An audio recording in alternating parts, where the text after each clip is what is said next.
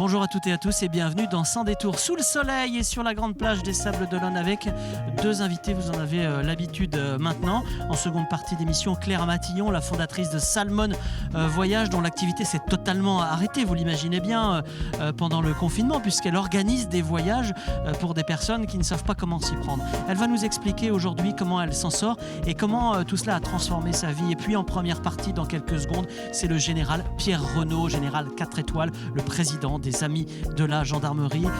Il réside ici au Sables d'Olonne, il joue donc à domicile et il va échanger avec nous sur la manière dont il a vécu les choses. Lui, j'ai envie de dire, l'homme d'État, l'homme au service de la nation. On le retrouve tout de suite. Bonjour Pierre. Bonjour Hervé. Je suis très heureux de faire cette émission avec toi.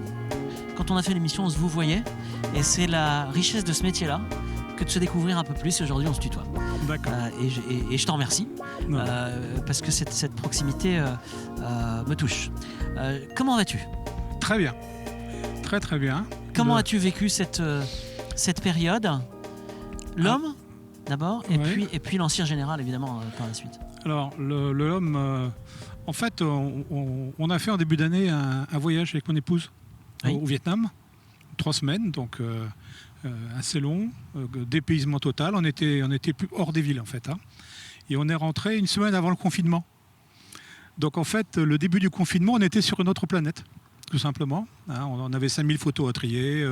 On s'était mis d'ailleurs en confinement volontaire au retour parce que le Vietnam étant proche de la Chine, on pensait qu'il peut y avoir des problèmes.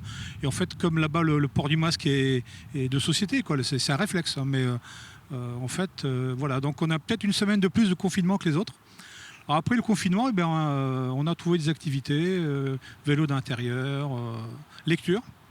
Hein, j'ai attaqué deux bouquins. Enfin, un premier qui est fini sur la chute de l'Empire romain. D'accord, très bien. Et puis l'autre, Marc Bloch, L'étrange défaite.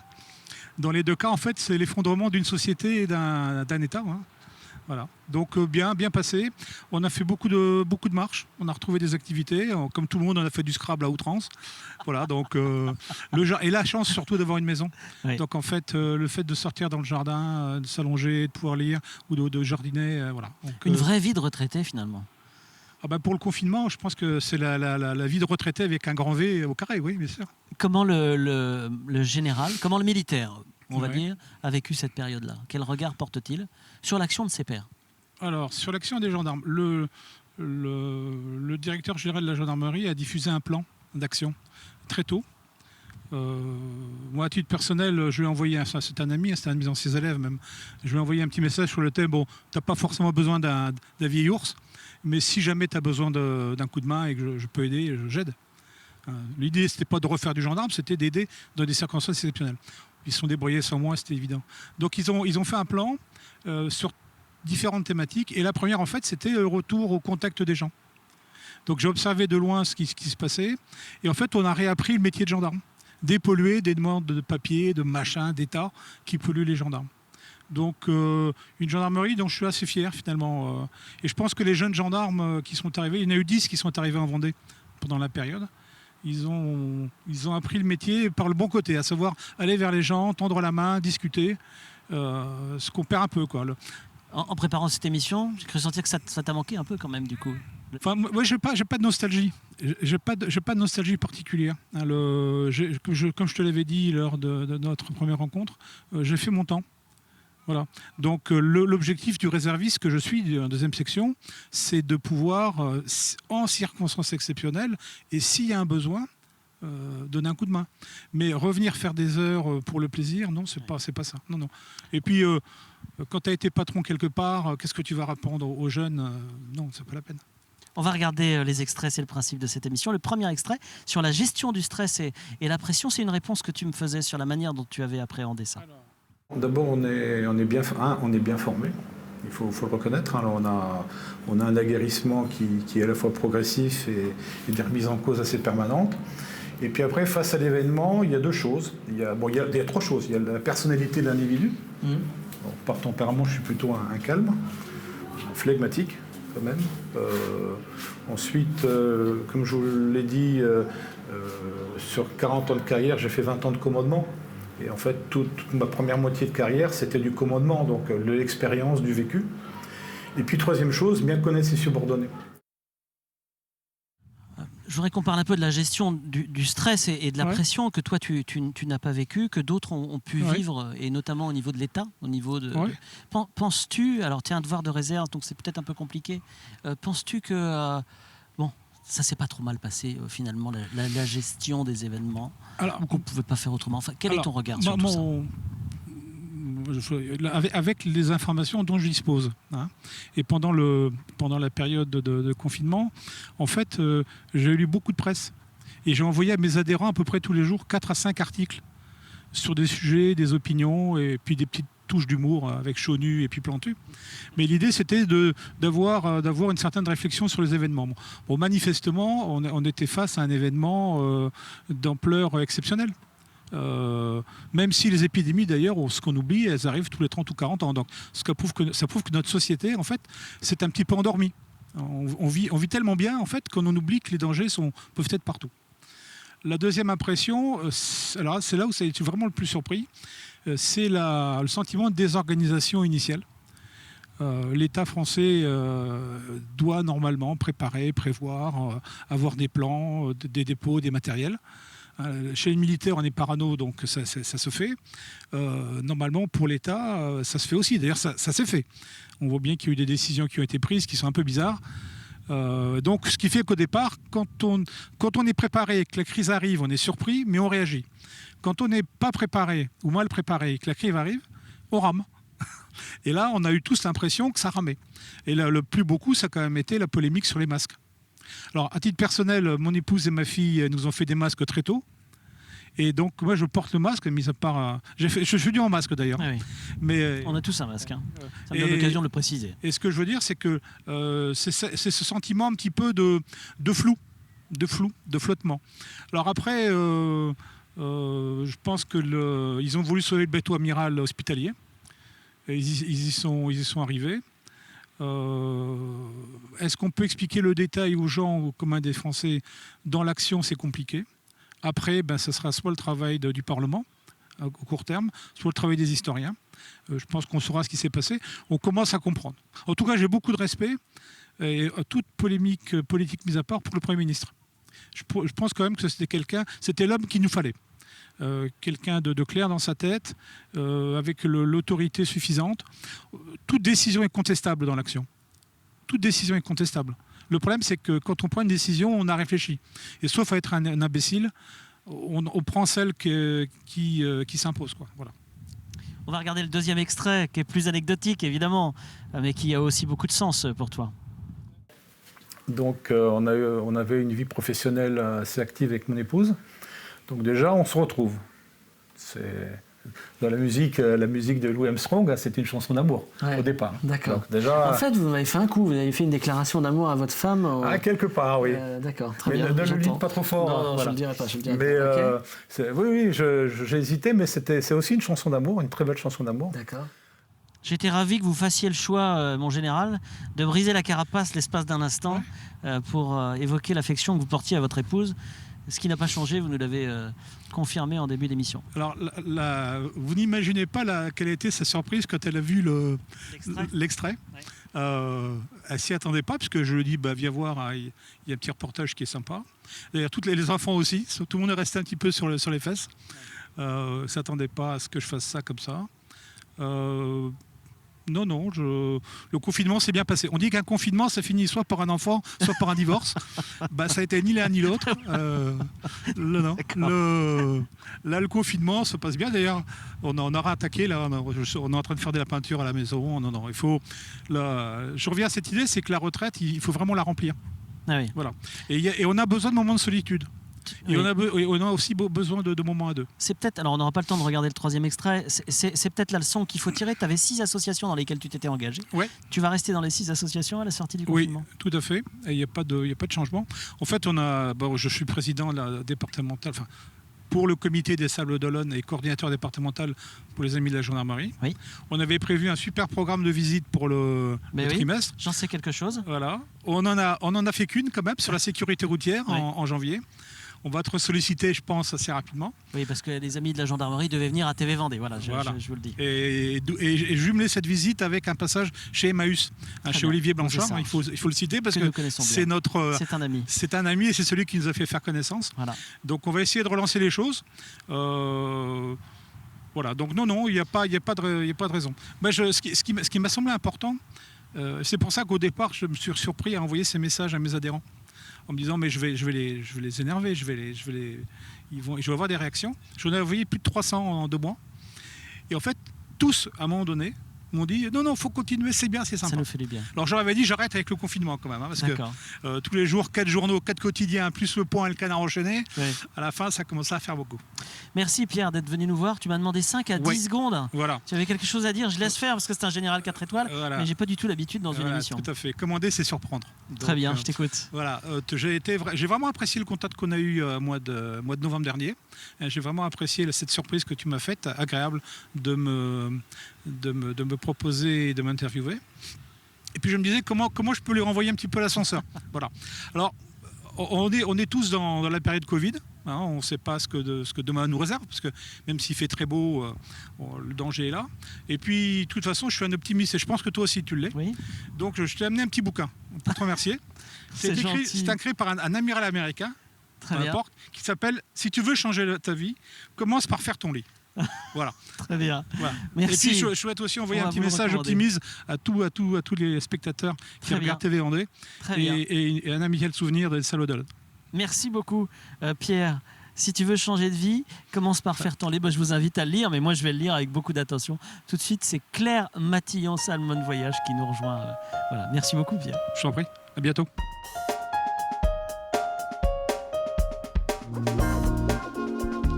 Bonjour Claire.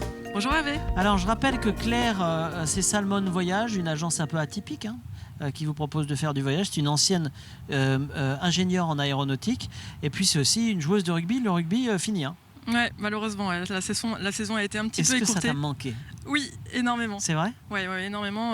Autant pour le sport que pour les copines, le social. Ouais. Et toujours ce dépassement de soi dont on a besoin au rugby. Bon, on va y revenir. Comment t'as géré ça ? Comment t'as géré cette frustration ? Par quoi tu l'as comblé ? Par des séances de sport dans mon salon. C'est vrai ? Ouais, devant ma télé, à faire du sport comme je pouvais, parce que la course, c'est pas mon truc, ça se saurait. Et du coup, j'ai fait du cardio devant ma télé. Très bien, très bien. Bon, Salmon Voyage, on l'imagine, juste avant le confinement, ça s'est mis complètement à l'arrêt, tout un tas de projets avortés. Quel regard la chef d'entreprise porte sur son activité durant ces 2 derniers mois ? Du coup, il y a arrêt total. Surtout au début, j'ai eu une grosse période où j'ai dû gérer toutes les annulations avec mes clients, parce que forcément, je ne les ai pas laissés tomber. Donc ça a été très dur. Autant sur le côté professionnel, bien sûr, c'était du boulot, mais aussi sur le côté émotionnel, en fait. Parce que je m'étais vraiment attachée au fait que mes clients allaient partir et réaliser leurs rêves. Et de les entendre par téléphone, super triste de devoir tout annuler, ça m'a vraiment touchée finalement. Et les 2 premières semaines. Tu es une affective aussi. Je pense que j'ai été très attachée. C'est là où je me suis rendu compte que je m'attachais beaucoup à chaque voyage en fait. Bien sûr. Et finalement, c'était les 2 premières semaines qui ont été compliquées. Et après, je m'y suis fait et puis je me suis dit que ça allait être positif comme période et que j'allais m'en servir pour rebondir après. Alors, ça a été positif notamment parce que du coup, tu as fait tout ce que tu pouvais, comme beaucoup d'ailleurs, tout ce que tu pouvais pas faire en dehors de la période, tu as fait toute la pile de dossiers à diminuer. Exactement, ouais. J'ai refait toute ma charte graphique, j'ai refait faire mon logo, j'ai refait tout mon site. Enfin, c'est des choses où j'aurais dû travailler la nuit, je pense, pour pouvoir le faire. Et là, c'était vraiment une bonne occasion. Alors, comment appréhendes-tu l'avenir maintenant ? Parce que du coup, chiffre d'affaires à l'arrêt, ça va pas repartir de sitôt. Et puis, il y a une vraie question, il y a une véritable question. C'est que toi, tu organisais des voyages à l'autre bout du monde. Mention spéciale à la Mongolie. Je vous invite à revoir l'émission Sans détour avec Claire Matillon sur les réseaux sociaux et un petit peu partout. Là, c'est fini maintenant. Comment tu comptes rebondir ? Alors du coup, grâce au confinement, j'ai créé un forfait France pour mes recherches et ça permet à mes clients justement de partir en France sans passer des heures à chercher. Donc je fais toutes leurs recherches à leur place, de façon personnalisée comme d'habitude, comme pour les voyages à l'autre bout du monde, mais sur la France. Alors c'est déjà quelque chose que je faisais d'habitude, enfin avant, mais c'est vrai que c'était pas explicite. Et on pensait toujours à moi pour l'autre bout du monde, mais pas forcément pour la France. Donc là, j'aide aussi mes clients pour partir en France, en particulier pour cet été. Et alors, est-ce que tu as déjà fait des belles découvertes ? Oui. tout à fait, Tu oui. peux nous donner un petit peu l'eau à la bouche? Alors là, par exemple, ça va sortir un petit peu des sentiers battus, mais ce serait partir... C'est ce que t'aimes. Oui, voilà. J'ai fait des dossiers là pour cet été pour partir en tente de toit dans la forêt de Brocéliande, Ouais. donc en Bretagne. Là, j'ai une famille qui va partir en Auvergne pendant 2 semaines avec du parapente, du kayak, du rafting, enfin vraiment grosse sensation. Ils étaient censés partir au Japon pour les JO de cet été D'accord. et donc ils se reportent du coup sur la France D'accord. avec un beau séjour. Ah, c'est pas mal, c'est pas mal. On va écouter les extraits, hein, c'est le principe de cette émission. Le premier extrait où tu parlais du temps de la rencontre à prendre quand on était voyageur. Je pense qu'il faut prendre le temps. Ouais, il faut prendre le temps de connaître les gens sur place. Si on passe son temps dans les hôtels à faire des activités de groupe entre touristes, peut-être qu'on a un peu plus de mal à aborder ce côté local. Mais en dormant chez l'habitant, par exemple, on peut déjà avoir un petit... Vous êtes plutôt dormir chez l'habitant qu'à l'hôtel, vous, de Ouais. toute façon. Oui, tout à fait. Résolument.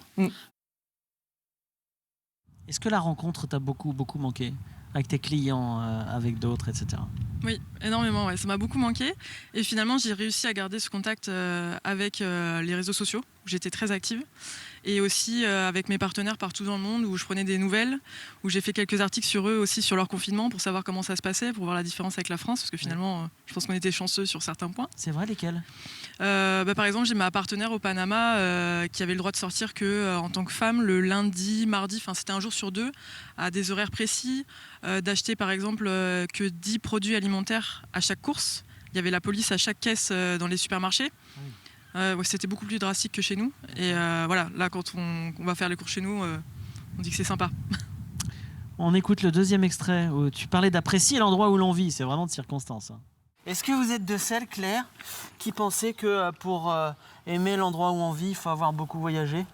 Ou pas du tout? Pas forcément. Non. Non, pas forcément. On peut apprécier l'endroit où on est sans forcément avoir fait le tour du monde. Ouais. Vous arrivez à être dépaysé, vous qui avez vu Israël, la Roumanie, la Mongolie? Oui. Vous arrivez à être dépaysé en Vendée par des trucs? Ouais, ça m'arrive. Et Ouais. émerveillé? Oui, toujours. C'est Il y vrai? a toujours des belles choses à voir. Oui, D'accord. en France, en Vendée, partout. Ouais. Et quand on prépare pour les autres, on n'a pas une frustration que de ne pas aller sur place? Si, énormément. Et souvent, c'est grâce à des clients que je réserve mes billets d'avion parce que je tombe sur des bons plans. Et du coup, je craque. Voilà, je retiens de cet extrait de l'émission qu'on a fait ensemble la notion d'émerveillement, parce que je crois que c'est dans le top des choses que tu souhaites préserver. J'ai vraiment senti ça. Quoi que tu fasses, pour toi comme pour les autres, l'émerveillement est indispensable. Oui.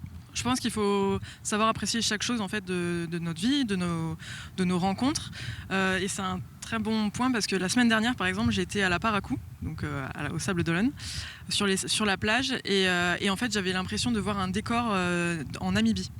Et j'ai fait un comparatif en fait sur les réseaux sociaux et mes clients m'ont dit, enfin mes abonnés m'ont dit, oui, clairement, on a l'impression d'être en Namibie et on était au Sable d'Olonne. Et là, j'ai pris ça pour une chance en fait, d'avoir même la plage à 20 minutes de chez moi. Et voilà, c'est un émerveillement quotidien. Alors, c'est une des leçons qu'on peut tirer du confinement, que tu peux tirer du confinement. Est-ce que tu as tiré d'autres leçons personnelles de ce confinement? Oui, de prendre plus le temps. De prendre plus de temps pour moi aussi, de plus m'écouter et aussi d'arrêter de reporter en fait la découverte de la France, où je me dis je le ferai plus tard, là je me prends un billet d'avion pour l'autre bout du monde, finalement je vais peut-être consacrer plus de temps à découvrir là où j'habite. J'ai quelques bonnes adresses pour toi. On écoute le troisième extrait où il est question du dépassement par le voyage. Qu'est-ce que ça vous apporte le voyage que vous ne trouvez pas à La Roche-sur-Yon? C'est le dépassement de soi. Alors après, en Vendée, oui, mais c'est parce que vous êtes, voilà, quand vous partez dans le Maroc, vous allez dans le désert de l'Atlas, alors évidemment. Après, on a tous notre niveau de dépassement de soi. Ça peut être rien que de partir, de prendre l'avion, pour certains, ça peut être un dépassement déjà énorme. Oui. Et je peux très bien le comprendre. Et ouais, moi, je cherche vraiment à sortir de ma zone de confort. Et après, quand je rentre chez moi, je me dis, mais j'ai la chance d'avoir un supermarché à côté de chez moi, d'avoir tout ce que je veux, de l'électricité, de l'eau courante. Et c'est juste incroyable, quoi. Donc là, tu es clairement sorti de ta zone de confort pendant le confinement, puisqu'on n'avait pas accès à tout ce qu'on voulait et à tout ce qu'on pouvait avoir. Tu l'as finalement bien vécu? Oui, enfin, comme je disais tout à l'heure, les 2 premières semaines ont été un peu compliquées pour moi. surtout moralement. Surtout que j'ai dû annuler mon séjour au Panama de 3 semaines où je partais en trek en dépassement total. Ouais. Faire une croix dessus, ça a été compliqué, mais finalement, c'est que reporté. Et je pense que le confinement, c'est beaucoup de positif pour tous. Il faut voir le positif partout de toute façon. Donc, ce sera le mot de la fin. Merci Claire Matillon. Merci Salmon Voyage, cherchez-la facilement sur les réseaux sociaux, sur Internet. Vous la trouverez évidemment si vous voulez faire un voyage et que vous ne savez pas comment vous y prendre, vous y étiez. À bientôt. Merci, à bientôt.